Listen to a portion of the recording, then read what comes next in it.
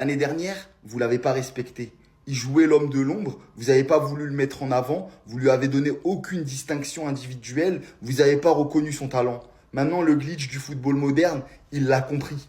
Il a enfin compris que s'il voulait qu'on le reconnaisse à sa juste valeur dans le football de 2025, fallait marquer des buts, fallait être décisif. Résultat, 5 matchs, 6 buts pour Joao Neves. Le mec, il est littéralement à 13 matchs, 9 buts marqués.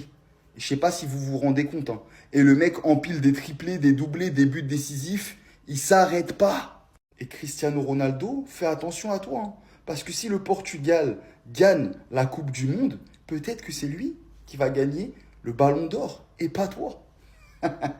Le Paris Saint-Germain force le respect. Et vous savez pourquoi?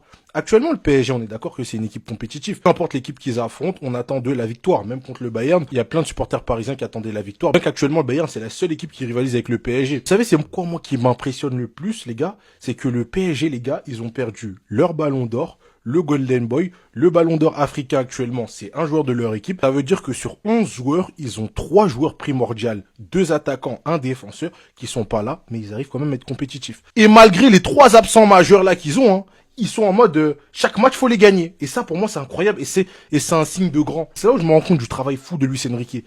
Je vous jure les gars, il y a pas mal d'équipes des grands cadors européens. Tu leur retires 3 joueurs majeurs comme ça, mais c'est la décadence, c'est la fin du monde. Mais pourtant, eux, regardez, le Havre 3-0, propre, copine nette, rien à dire. Et c'est là où je me dis, ah ouais, le PSG sont vraiment passés dans une autre dimension. Perdre 3 joueurs cadres qui font partie des meilleurs au monde à leur poste, enchaîner les victoires et réussir à être compétitif comme ça, moi je trouve ça fort. Très très fort. 3-0, enfin un vrai score, parce que depuis Brest, on n'avait gagné aucun match avec au moins 2 buts d'écart. C'était des matchs compliqués, des 1-0, des 1 partout, des 3-2. Donc là, ça fait vraiment plaisir de revoir un bon 3-0. Et ce qui me fait plaisir aussi, c'est qu'on n'a pas pris de but. Parce que Chevalier, il a fait un gros match. Son arrêt, là, où il arrive à sauver sur la ligne, c'est magnifique. Donc Chevalier continue comme ça. Et João Neves, qui va l'arrêter? Un but contre le Bayern, un but contre Lyon, triplé contre l'Arménie, et ce soir, il marque encore. Il est exceptionnel. Petite mention à Mbaye, parce que Mbaye, en fait, ça se voit qu'il a envie, mais il a le même problème que Barcola, que Dembélé avait. C'est que dans les derniers gestes, que ce soit pour faire la passe ou pour marquer, il y a encore un problème. Et bien sûr, il faut parler de Kangili. Depuis mi-octobre, il est exceptionnel. Il est vraiment exceptionnel.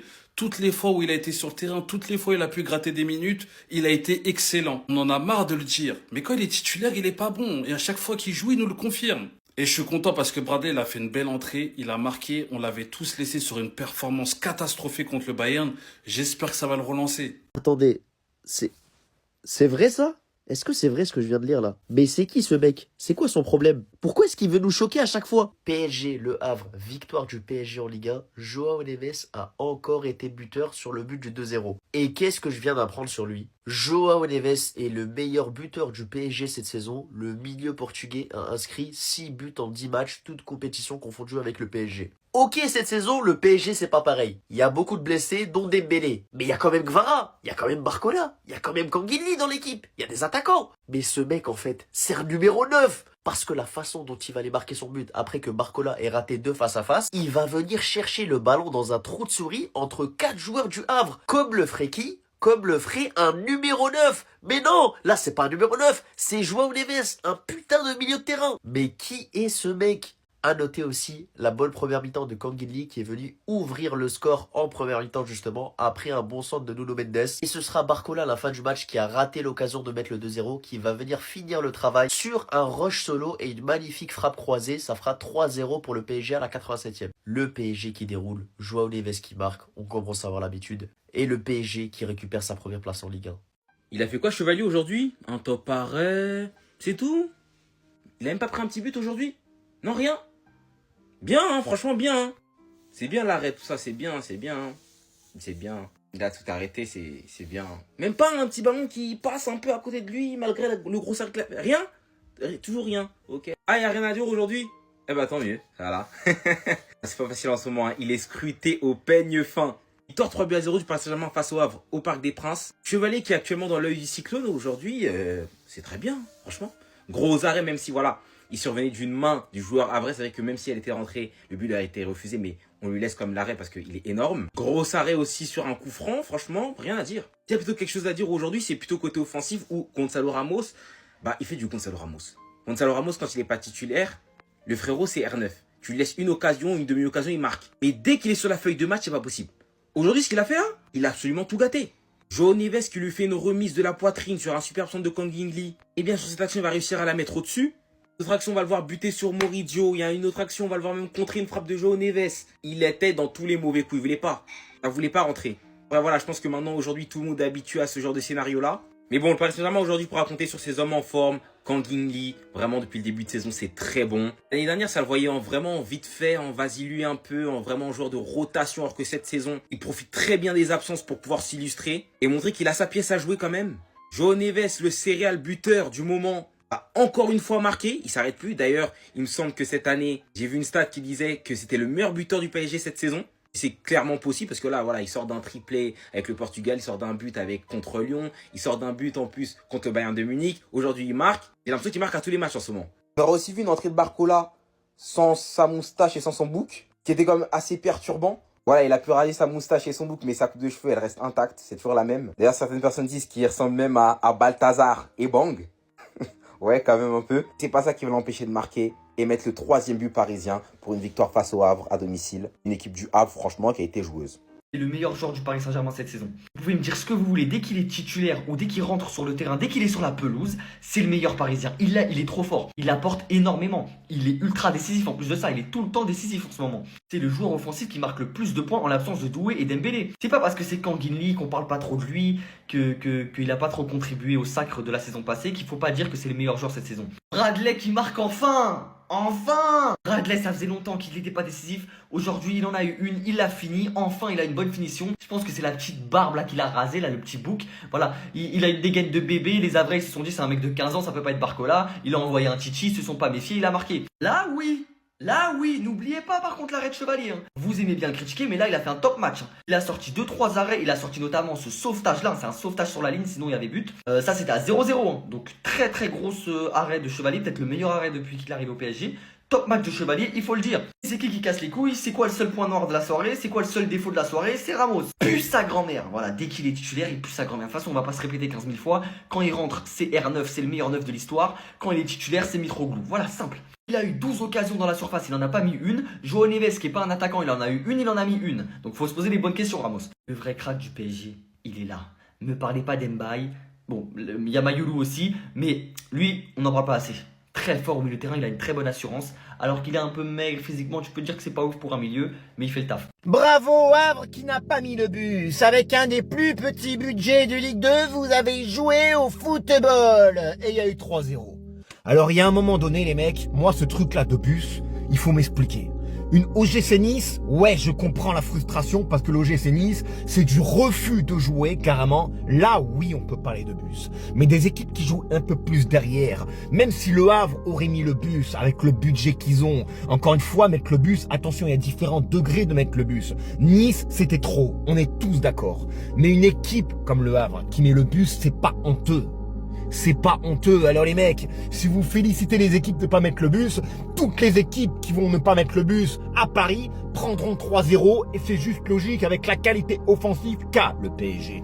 Maintenant, bravo pour le PSG qui a gagné, qui mérite sa victoire, parce que j'entends certains apparemment, si le Havre ils auraient mis l'occasion là, ils auraient peut-être gagné. Non, le PSG c'est meilleur, ils ont pas eu de prépa et même comme ça les mecs ils sont premiers avec 2 points d'avance sur le 2e. Et quand le PSG va être prêt au mois de janvier, il y a personne qui va les arrêter et ça depuis des semaines je le dis. Tarif maison, 3-0, Lucas Chevalier s'est transformé aujourd'hui, il avait des choses à prouver. Si Lucas Chevalier doit s'employer comme ça, c'est qu'il y a bien un problème derrière. Lucas Beraldo, je vous ai déjà parlé de ce bouc-là. Il vient de te faire envoyer par un inconnu, tu boudes. Lève-toi. Tout le monde a déjà vu la vidéo de Gonzalo Ramos qui se branle, sauf qu'aujourd'hui c'est branlé devant 45 000 personnes, c'est possible. Quand il est titulaire, il est nul. Quand il est super sub, c'est le meilleur 9 d'Europe, je sais pas quoi dire. On parle depuis certains temps, mais Kang In Lee, aujourd'hui c'était Vitinha gaucher, il était extraordinaire. Mendes, à peine revenu de blessure, envoie du gauche à Lee Kang-in qui met une demi-volée et ça rentre. Vitinha pour célébrer Kang In Lee la galoche. Décisif contre Lyon avant la trêve. Triplé avec le Portugal. Aujourd'hui buteur avec le PSG. Il va s'arrêter où ce mec? C'est un milieu de terrain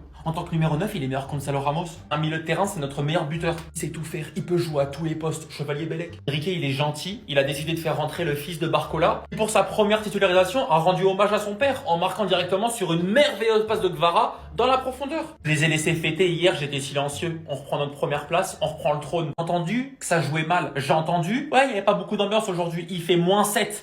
Il neige. Il fait froid. On a mis un score. Tout va bien.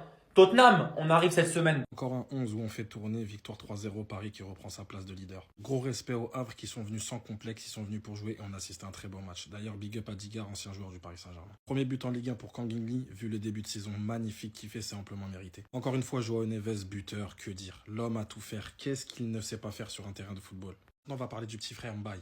Moi, j'ai bien aimé sa performance. Franchement, IB aujourd'hui, ce que tu as proposé, c'était bien. Oui, il y a du déchet, oui, dans le dernier geste, c'est brouillon. Mais il a fait un bon match. On peut aussi parler de Lucas Chevalier. Alors oui, quand c'est mauvais, on le dit, mais quand c'est bon, il faut le dire aussi. Point négatif du match, même flop, même gros flop, Lucas Beraldo. J'ai encore des doutes et des interrogations sur le joueur. J'espère ne pas perdre patience et j'espère me tromper.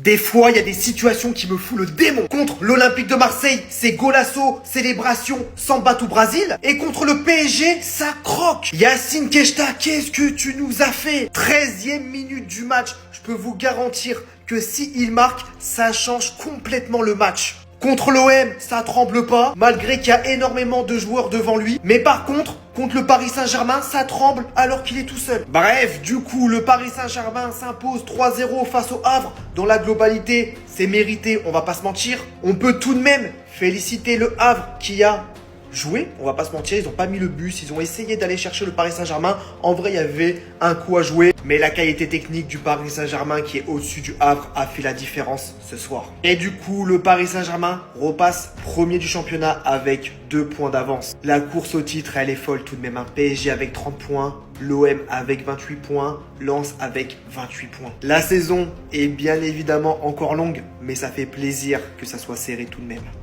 Voilà, Chevalier! C'est ça, Chevalier! C'est ça, Chevalier! T'as répondu présent, légal. Maintenant, la question qu'elle va suivre. Est-ce qu'on n'obtient pas le match référence de Lucas Chevalier depuis le début de saison? Parce que le match qui nous a pendu ce soir, c'est exceptionnel. Sur ses relances, comme d'hab, rien à dire. Sur ses duels aériens, comme d'hab, rien à dire. Et sur sa ligne, il a répondu présent. Il a répondu présent sur tous les gros occasions où que le Havre, ils avaient l'occasion de se créer, et ben il a été sur tous les coups. Il était sur tous les coups, sur les 4 arrêts qu'il a fait. C'est sur les 3 arrêts magnifiques, de cette journée de Ligue 1, je veux rien savoir. Par contre, Joao Neves, t'as bouffé quoi?